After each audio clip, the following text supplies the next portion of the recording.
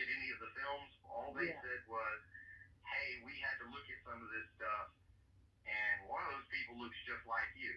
And that's the first time that I had, I think, ever really spoken about it. And I said, yes, you know, those are probably me. But I did not personally see them. But they described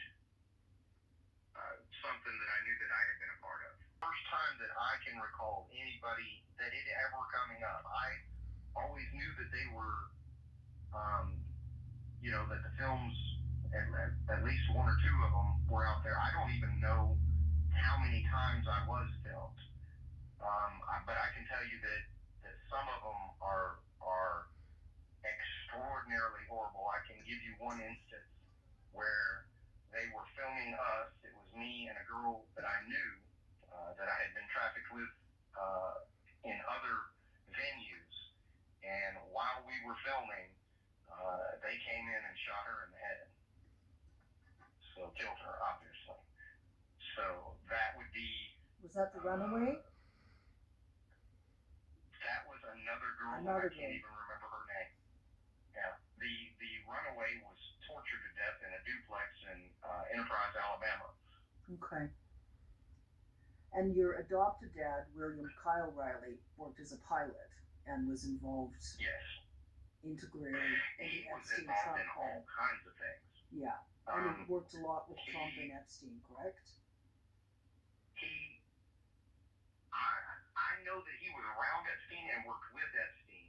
And I want to say that he flew for Epstein. And if not for Epstein directly, like transporting Epstein himself, he did transport some of the rich people to and from these parties that Epstein and company hosted. It wasn't just him. It was kind of a cabal of several people, and Epstein was the lead coordinator, maybe you would call it.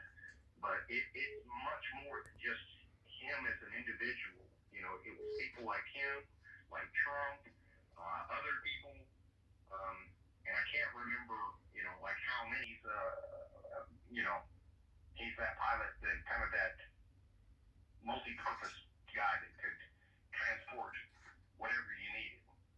Okay, so and the people, but I can remember him not wanting to cross the bridge over to running drugs.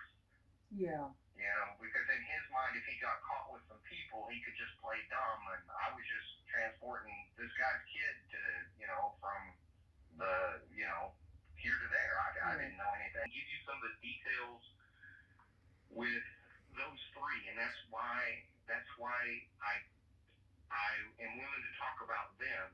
You know, there's no, I remember more things, but I can't give you much in the way of detail for anybody other than those three. I can remember Jim Jordan. I went to, you know, 25 to 50 people there. I mean, it was a good amount of people, but not a massive crowd by any stretch.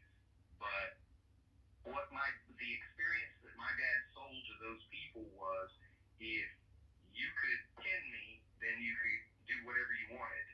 It was kind of a game for them because I was just a child.